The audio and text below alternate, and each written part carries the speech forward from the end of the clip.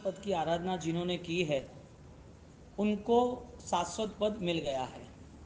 नियम ऐसा है कि हमें जो चाहिए उसके प्रति हमारा पुरुषार्थ होगा। चाहिए इसका मतलब ये है कि संकल्प है, इच्छा है, भाव है, पसंद है, राजी है, तो वो चीज़ मिलती है तो और खुश हो जाता है। नमस्कार महामंत्र वो पंच परमेष्टि और निराकार बोध है। नमस्कार महामंत्र आलंबन के साथ निरालंबन की अवस्था है और निरालंबन अवस्था के लिए भगवान ने हमें ये बोध दिया कि तुम्हें जो कुछ भी करना है वो खोज के लिए करना जो तुम्हारा खुद का है। दूसरी खोजों के लिए जाना मत, क्योंकि स्व परिणाम उसके ज़्यादा दुनिया में कुछ भी मूल्यवान नहीं है। खुद की आंतरिक शक्ति, खुद के आंतरिक भाव, स्वयं की कुछ तत्वों के प्रति श्रद्धा, उससे ज़्यादा मूल्यवान इस दुनिया में कुछ भी नहीं। क्योंकि शास्त्रकार परम महर्षि जैसे 14 पूर्व के सार के अंतर्गत नमस्कार महामंत्रों को कहते हो, 14 पूर्व का सार, तो 14 पूर्व की यदि हम भूमिका देखें, एक हाथी, उसकी जितनी सुखी साई होती है उसके द्वारा जो लिखा जाता है उतनी सुखी साई से जितना भी लिखा गया आगम, ऐसे शास्त्रों और ऐसे अनेक अनेक अनेक अनेक श्लोक लिखते गए। शास्त्रकार जब यहाँ पर पूर्व के रहस्य और पूर्व के डॉक्यूमेंट्स क्लियर करते हैं तो लाखों श्लोक प्रमाण साहित्य एक एक जगह पर है। अब आप नॉर्मल सोच सकते हो कि 100 किलोमीटर के डिस्टेंस में उसके ऊपर 10 किलोमीटर का एक लेयर बनाया जाए और हर जगह पर एक एक छोटे छोटे पेज हो, वो लिखे हुए हो। अब वो शास्त्र समझ लो कितने हो गए, विशाल श्रुत कहा। और शास्त्र ने शास्त्र को श्रुत गंगा हिमाचलम कहा। भगवान की वाणी को अर्हद वक्त्रम प्रसुदम गणधर रचितम, भगवान की वाणी को मोक्ष का द्वार कहा है, मोक्षाग्र द्वार भूतम। तो ये जो श्रुत है वो नौकार महामंत्र में समा लिया। तुम इतना पढ़ नहीं सकते हो, लेकिन तुम्हारे अंदर अनंत शक्ति जो अनंत ज्ञान की है उसको तुम पढ़ लो तो ये सब आ जाएगा। टैलेंट कम ज़्यादा होगा चलेगा, लेकिन इनर पावर उसमें कमी नहीं चाहिए। ज्ञान का हिस्सा सम्यक ज्ञान तरफ मुड़े वो जरूरी है। तो महामंत्र उसको 14 पुरों का सार कहा। एक एक शब्द के ऊपर विद्याएं छिपी हुई है। 1008 देवी देवता उनकी सेवा कर रहे हैं। तो नौकार मंत्र गिनने से, शब्द से जुड़ने से क्या वो अर्थ फलीभूत होगा, यानी कि रिजल्ट मिल जाएगा? ज्ञानी बोलते कि नहीं, आपको नौकार का अर्थ नहीं आता है तो चलेगा। नौकार के शब्द जो बोल रहे हो वो शुद्ध बोलो। शायद किसी एजेड आदमी है, पढ़े लिखे नहीं है, शायद कुछ 100 पापणासों नमोले अंताड़म, शायद ऐसा बोल भी दिया, हाँ, जो मिस्टेक सी है 100%, तो भी एक बार ज्ञानी कहते हैं कि तेरी कंडीशन ऐसी है, इसके लिए माफ़ है, तेरी जीभ सही नहीं है, थोड़ा वोकेबली प्रॉब्लम्स है तो चलेगा। लेकिन इसकी श्रद्धा जो है उसमें कमी नहीं चाहिएगी। तो स्मार्ट है, और स्मार्ट होने के बाद हजारों लाखों श्लोक यदि नौकार पे लिख भी लिए तो भी उसका रिजल्ट इमोशंस से आना चाहिए। इमोशंस नहीं है, आंतरिक शक्ति नहीं है, तो वो महामंत्र की आराधना फलीभूत जिनको हुई है, ऐसी आराधना आपको फलीभूत नहीं होगी। जो आत्मबल विकसित हुआ है वो आत्मबल आपको नहीं मिलेगा। मिलना चाहिए। क्यों मिलना चाहिए? क्योंकि उस अनंत अरिहंतों का स्थान नमो अरिहंता, अनंत सिद्धों का स्थान और उनकी वंदना नमो सिद्धाणम में है। जहाँ जैन शासन पूरे 14 राजलोक में भयंकर हिंसा का साम्राज्य है, भयंकर विराधनाओं चारों ओर छिपी हुई है, लोगों को सुख पाना है, इसके लिए दूसरे जीव को खत्म करना, वो व्याधि नहीं आता है, ऐसी भयंकर विराधनाओं में नमो आयरियाणम कंट्रोल करता है। नमो आयरियाणम आचार संपन्नता को वंदना, व्यक्ति नहीं बताए। नमो आयरियाणम में कोई व्यक्ति नहीं बताया। आचार्य पद में आचार्य भगवंतों का नाम नहीं लिया। किसको लिया? उन्होंने लिया तो जो तुम्हारी जिंदगी को, तुम्हारे व्यवहार को सुकनवंता बना दे, सही बना दे। नमो वजायाणम, जो ज्ञान अनंत काल से अनंत आत्माओं में छिपा है, लेकिन कुछ ऐसे परम पुण्यशाली जीव है जो अपने प्रबल पुरुषार्थ से उस ज्ञान की दृष्टि प्रकट करते हैं। पाने की बात तो अलग है।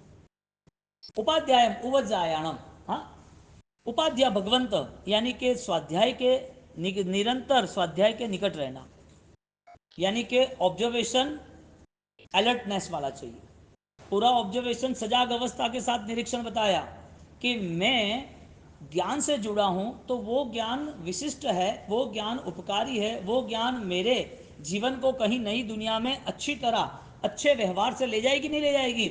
तो वहां पर नमो आयर्याणम फलदायी बताया, और नमो लोए सव साहुणम, जिसके पास मौन पूर्वक मंथन है, जिनके पास सहज स्वाध्याय है, जिनके पास परंपरा में ऋषि का ऐश्वर्य है, ऐसे ऋषि मुनि बताए, ऐसे मुनि भगवंत बताए, जिनके पास परम श्रम, जो श्रम है, जो मेहनत है, जो पराक्रम है, वो निरंतर अपनी शुद्धि के लिए है, ऐसी मेहनत करने वाले महामुनि, यानी कि श्रमण, श्रम को धारण करने वाले श्रमण, मौन और मंथन को धारण करने वाले मुनि, सब में सहज स्वीकार करने वाले साधु भगवान, ऐसे पंच परमेष्टि का यहाँ बोध दिया। अब बताओ, नौकर गिन लेंगे तो भी क्षय हो जाएगा कर्मों का, लेकिन सामान्य कर्म नौकर गिन लेंगे भाव से तो सारे कर्म अज्ञान सब समाप्त हो जाएगा, और वो समाप्ति हमें मैणा से दिख रही है, हमें अमर कुमार से दिख रही है,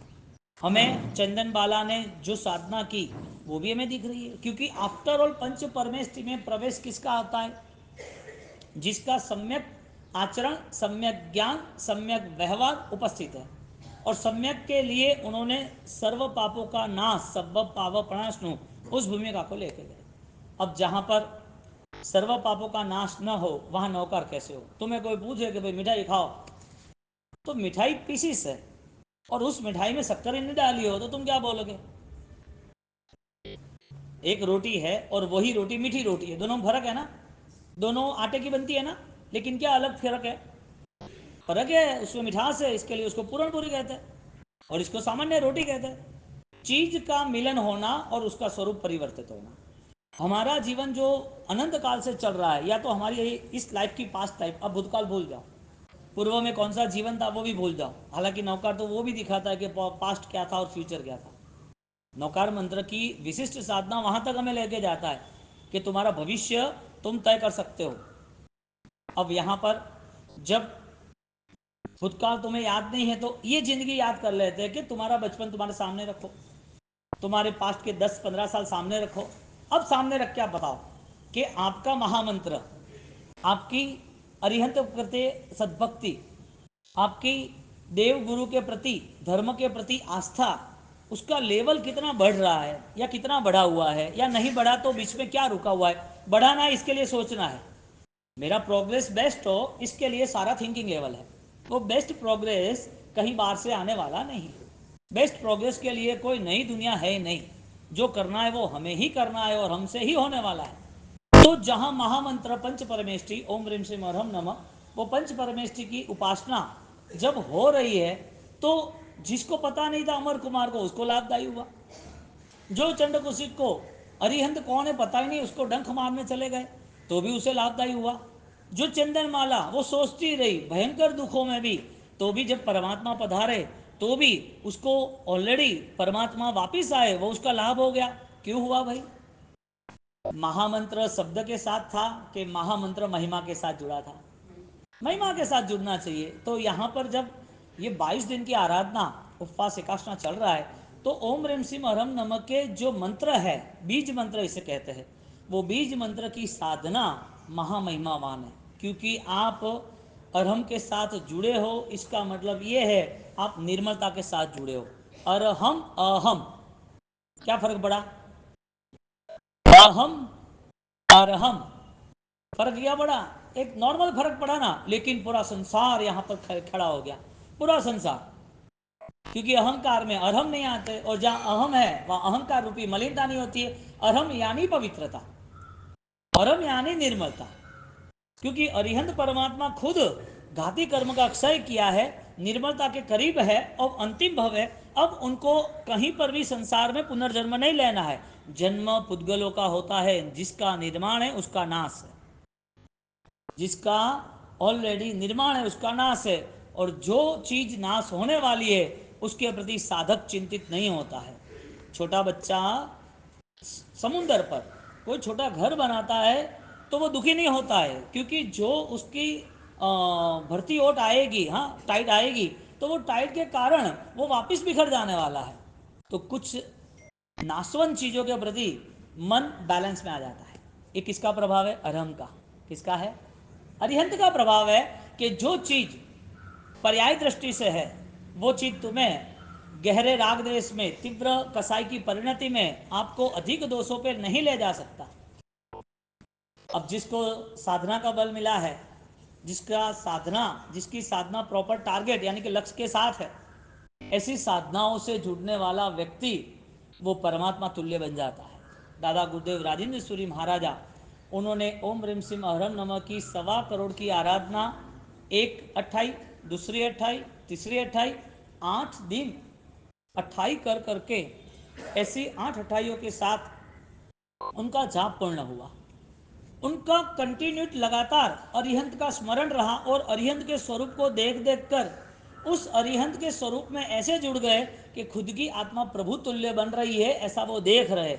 इतनी पराकाष्ठा पर निर्मलता आ गई, क्योंकि समाधि भाव और परम समाधि में रहने का संकल्प वो एकांत में ही आएगा।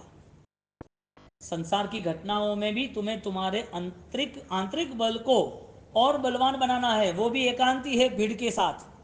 और जब तुम अकेले ही बैठे हो तब आत्मा का बल विकसित हो रहा है कि नहीं हो रहा है, वो परम समाधि, परम पराकाष्ठा पर ले जाना है। इसके लिए परिस्थिति ये बनती है कि अरिहंत परमात्मा अरहम उसे निर्मल बनाती है या नहीं बनाती है।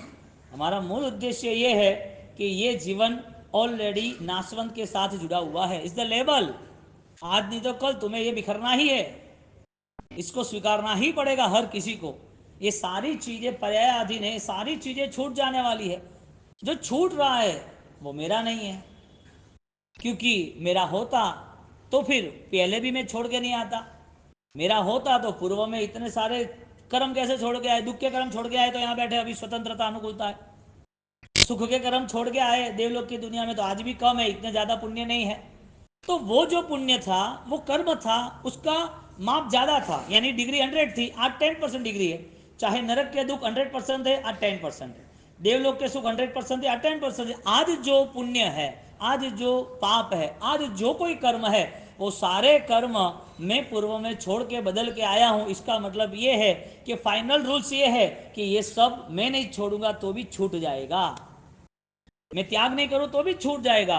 ज्ञानी ने कर्म छोड़ने के लिए कुछ नहीं कहा, अज्ञान अवस्था थी इसके लिए कर्म हमने नहीं चाहा तो भी छूट गया। मृत्यु चाही नहीं मिली नरक की दुनिया में, देवलोक में चाहा था नहीं छोड़ना है, छोड़ना पड़ा। तो यहां कर्म बदलने की बात नहीं आई, यहां बात यह आई कि मेरा अटेंशन कहां है, मैं कहां पर फोकस करके इस जीवन को व्यतीत करना चाहता हूं, इस जीवन का मंगल उद्देश्य क्या हो सकता है। ये जीवन यूं ही यदि जा रहा है और यूं ही जाने ही वाला हो तो कोई फर्क नहीं पड़ेगा। लक्ष्य के रहित यदि हम जीवन जी रहे तो कोई फर्क नहीं पड़ेगा। लेकिन फर्क इसको ही पड़ता है जिसको जैन शासन के करीब आना है, क्योंकि मेरा स्वरूप तो त्रिकालदर्शी है।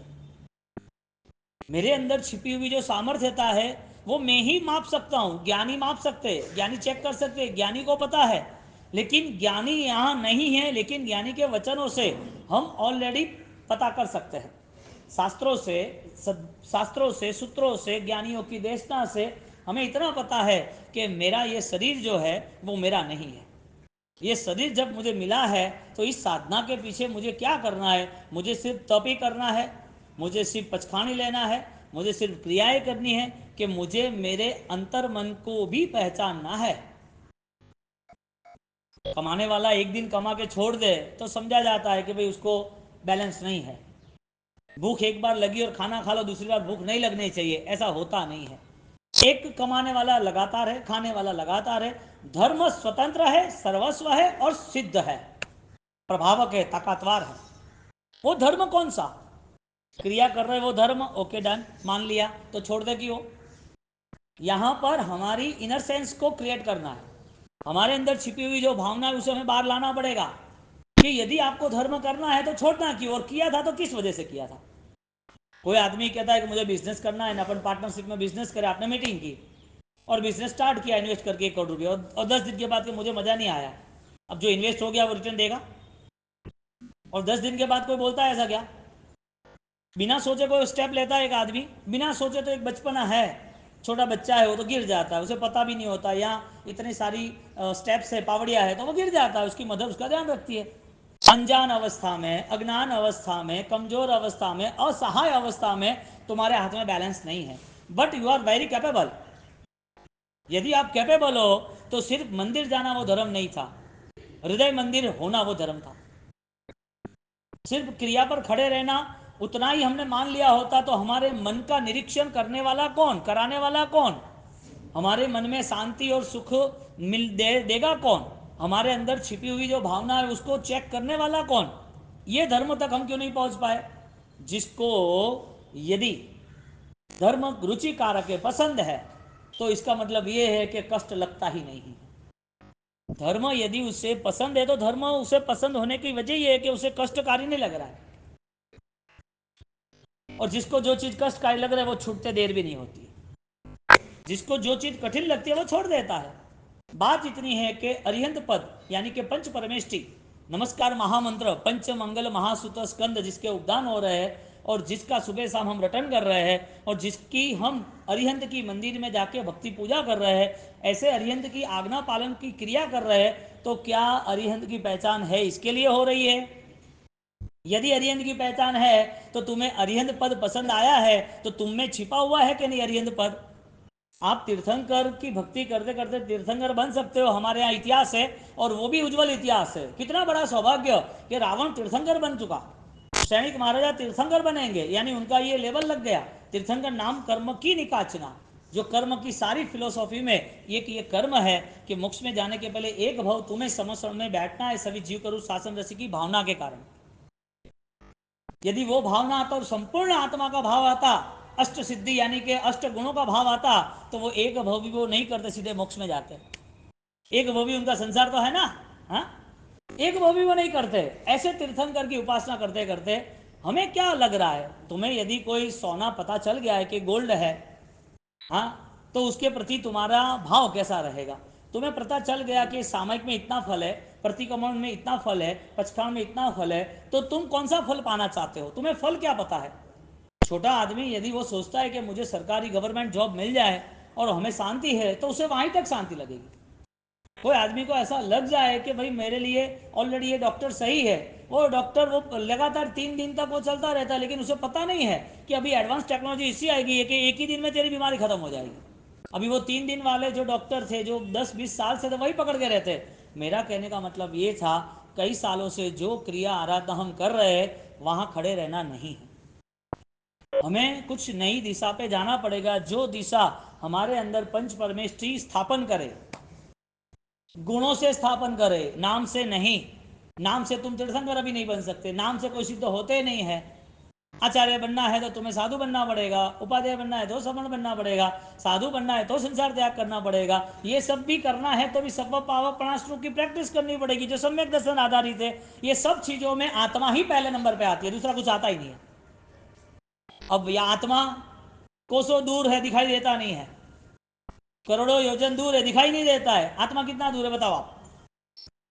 ओम ह्रीम सिम अरहम नमः, अरिहंत की उपासना यानी एक प्योर सोल जो है उससे कनेक्ट होना है। जो पवित्र आत्मा है, घाती कर्म के क्षय हुए हैं, अब नियरेस्ट कुछ ही समय में मोक्ष होने वाला है।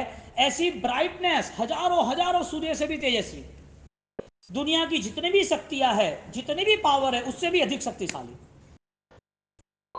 ये शांत राग रुचि भी परमाणु विश्वम, जितने परमाणु है उससे भी अधिक परमाणु, यानी कि गजब गजब की शक्ति वाले, हजारों सूर्य से तेजस्वी, कई अधिक गुणा शक्तियों से भी शक्तिशाली, ऐसे महान, ऐसे अरिहंत परमात्मा से हमें यदि मिलना है तो हमारे पास पंच परमेष्टि की उपासना ध्यान में होनी चाहिए। अब मुझे वो बताओ, आत्मा कितना दूर है? 5 फुट में है कि हजारों किलोमीटर दूर है? कितना करीब, कितना है?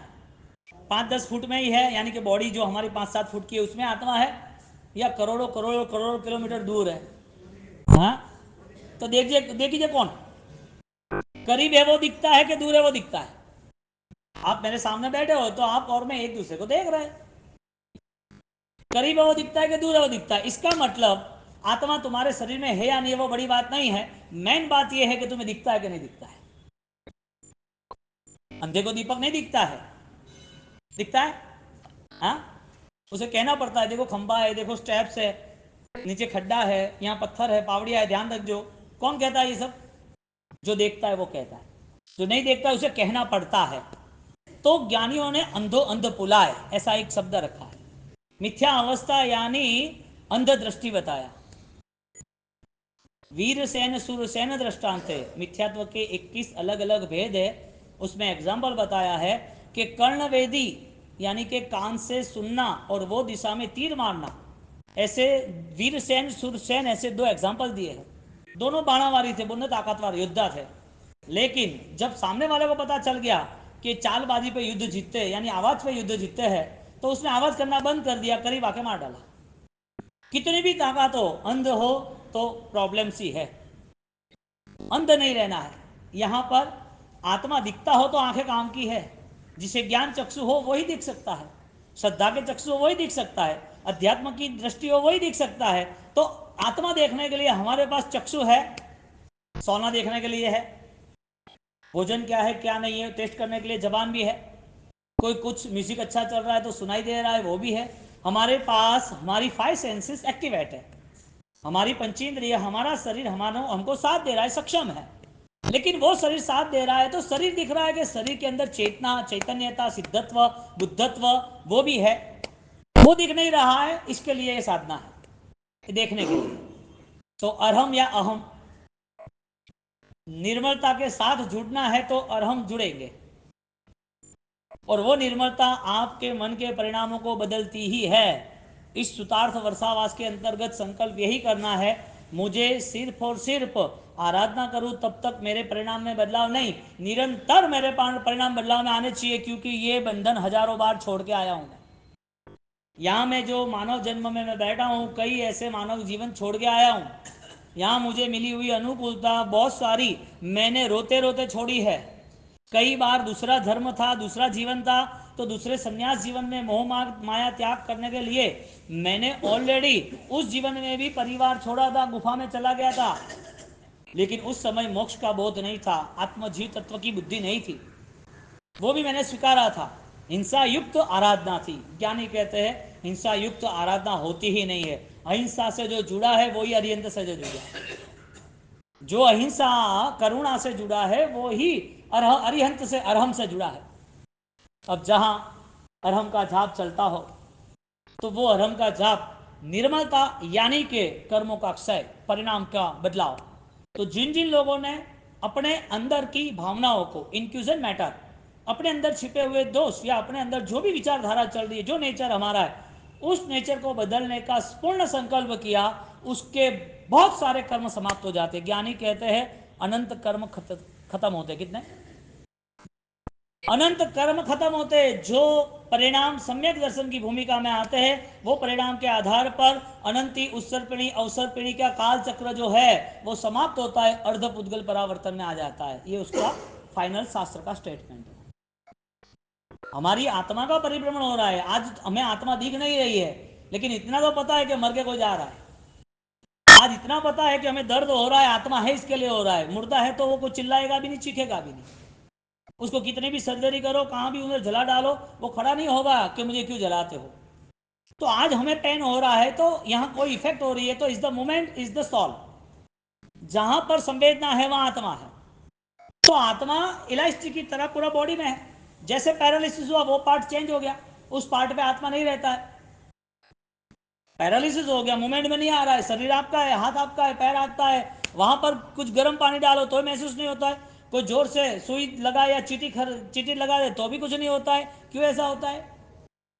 आत्मा क्या, शरीर पूरा पैर कट गया कोई सिपाही का, सैनिक का युद्ध में, तो भी उसका शरीर तो जीवित है। उसका हाथ एक्सीडेंट में कट गया, वो भी जीवित है। तो ऐसा हुआ है ना। तो आत्मा रहती कहाँ है?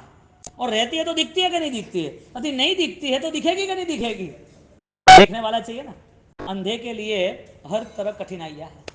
मिथ्यात्व को अंध का, जाति अंधनो दोष न आकरो माने अर्थ अनंत। कैसी जी, जाति अंध क्या शब्द है? आज तुम्हारा अंधापन जो है वो शरीर के कारण है, तुम्हारी पुण्य ही कम है। तुमने एक शायद कोई ऐसे सिस्टम में आए जिसके हिसाब से तुम्हारी आंखें चली गई, तुम्हें ध्यान नहीं रहा। कोई कर्म ऐसा है, जाति अंध, बाय बॉर्न आप ब्लाइंड हो, जन्म से आप अंध हो, एनी इफेक्ट आप बॉन्ड बैंड हो, यानी कि कोई कारण सर आप ब्लाइंड हो गए। तो ये सारी पोजीशन कर्माधीन होती है, मान लिया। एक भाव के लिए होती है, मान लिया। कुछ सालों के लिए दिखा और कुछ सालों के बाद बंद होगा, वो भी मान लिया।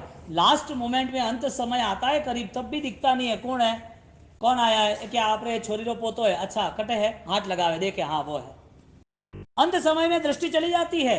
ज्ञानी कहते हैं कि आंख चली जाए इसका कोई दुख नहीं है, लेकिन सम्यक दर्शन की दृष्टि ही न आए, सबसे बड़ा महादुख है वो।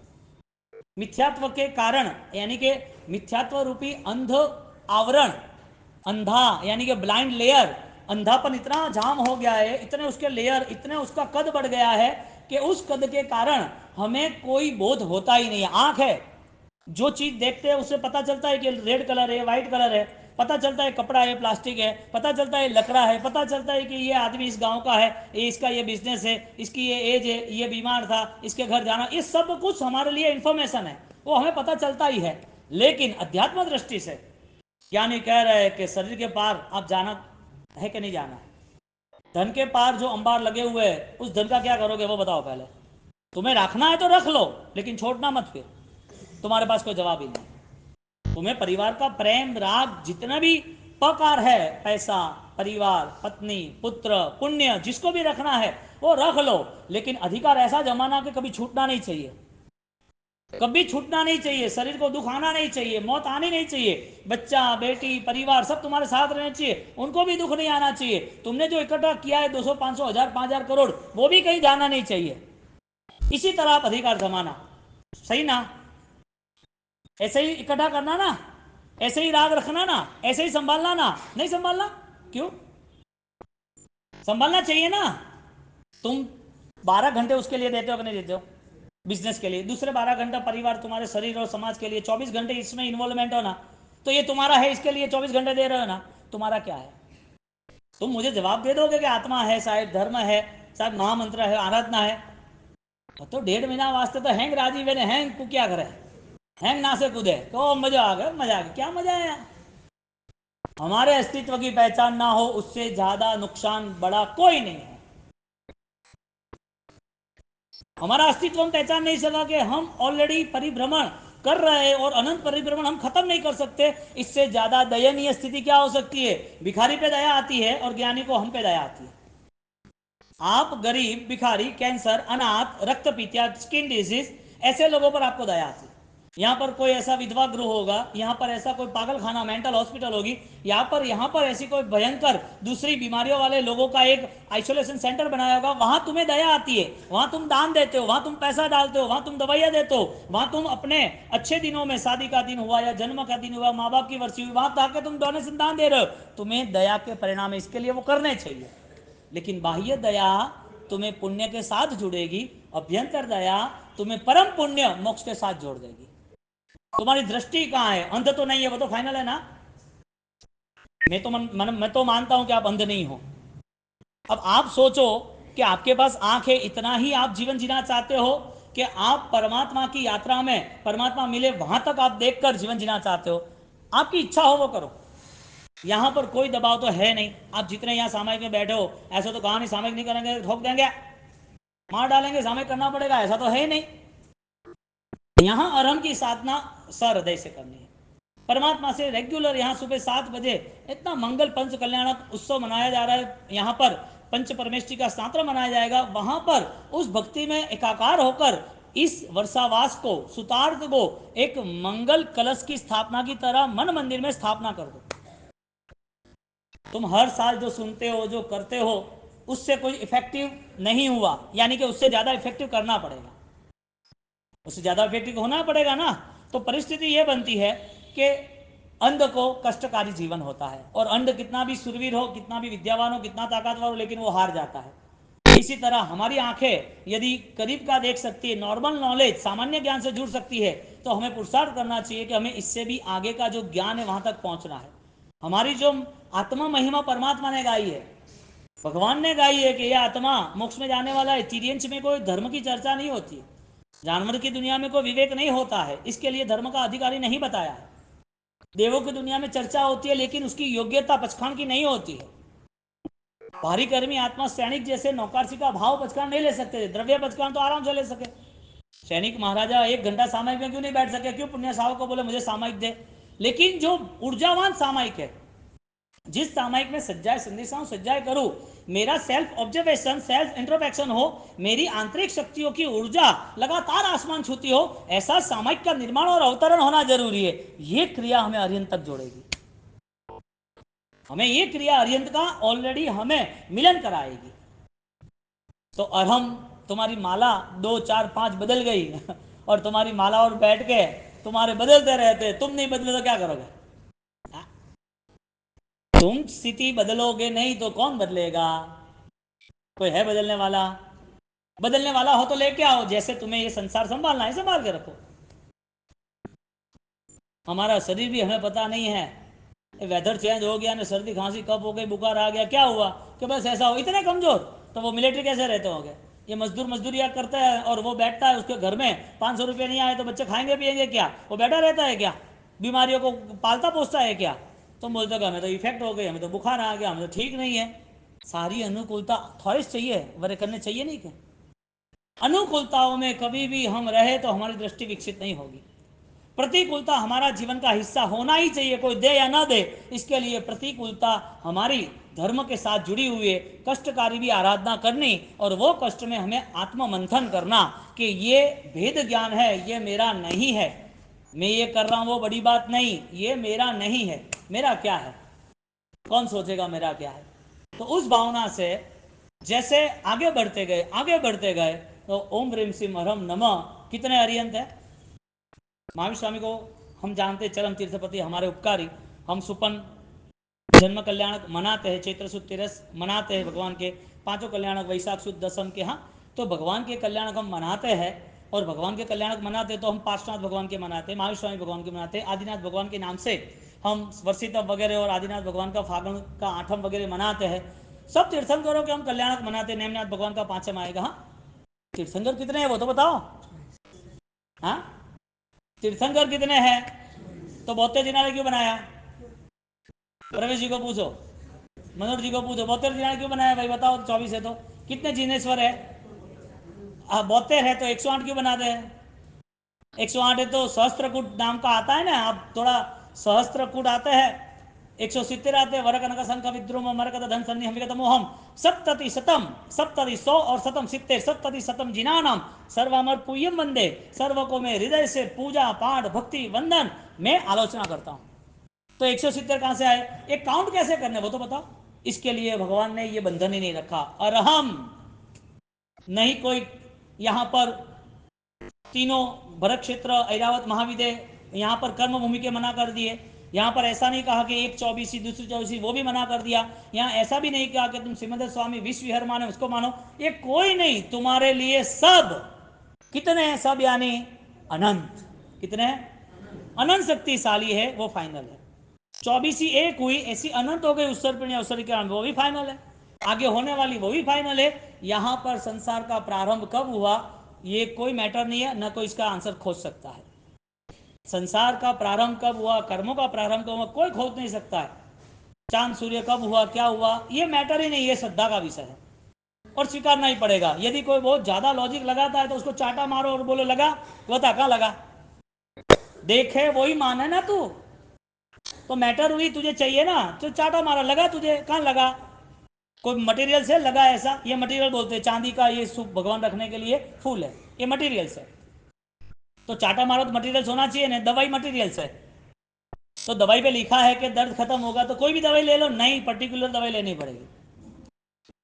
हमें हमें पर्टिकुलर बुखार की दवाई है, पेन की दवाई है, वह पर्टिकुलर ऑलरेडी आंख की दवाई है, कान की दवाई, जो भी है तो उसके कंटेंट के हिसाब से लेता है ना। तो जो मटेरियल से वो दिखता है, तो जो दर्द हुआ वो मटेरियल कहाँ है? दर्द नाम का कोई मटेरियल है?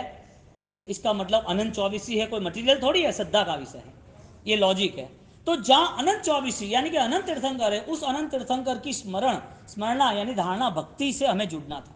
और वो अनंत तीर्थंकर डायरेक्टली अनंत शक्ति का कारण बन गया, अनंत आशीर्वाद का कारण बन गया। अब आंख बंद करके ओम ह्रीम श्रीम हरम नमः, ओम ह्रीम श्रीम हरम नमः, ओम ह्रीम श्रीम हरम नमः। और कंटिन्यूटी जब होता गया आपकी थिंकिंग लेवल पर 24 तीर्थंकर आदिनाथ, उसके पहले आपकी थिंकिंग पर 5 कल्याणक, अभी हम व्याख्यान में सारे ले गए, पंच कल्याणक का स्मरण हुआ, उसमें 5वां कल्याणक निर्वाण का, भगवान समस्त समय बैठे और भगवान की आत्मा निर्वाण हो रही है, ऐसा आत्मा दर्शन हो जाए और वो ध्यान हो जाए। एक तीर्थंकर से जुड़े कि अनंत तीर्थंकर से जुड़े? हाँ, अनंत तीर्थंकर से जुड़े। और अनंत तीर्थंकर से जुड़ने के कारण हमें अरहम की साधना यहाँ स्थापना करनी है। यहाँ से आपको इस स्थापना पे 21 दिन 1.25 करोड़ का जाप करना है, और वो 1.25 करोड़ का जाप मंगल